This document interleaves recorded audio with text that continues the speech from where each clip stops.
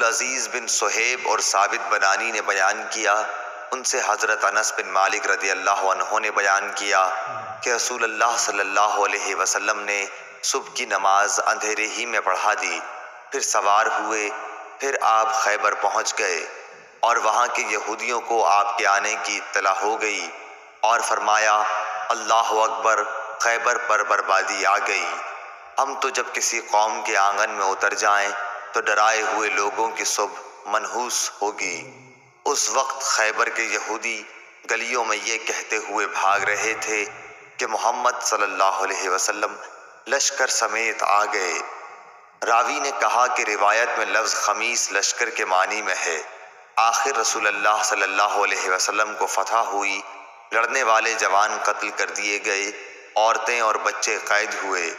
اتفاق سے صفیہ واہیہ کلبی کے حصے میں آئیں، پھر رسول اللہ صلی اللہ علیہ وسلم کو ملی اور آپ نے ان سے نکاح کیا اور آزادی ان کا مہر قرار پایا۔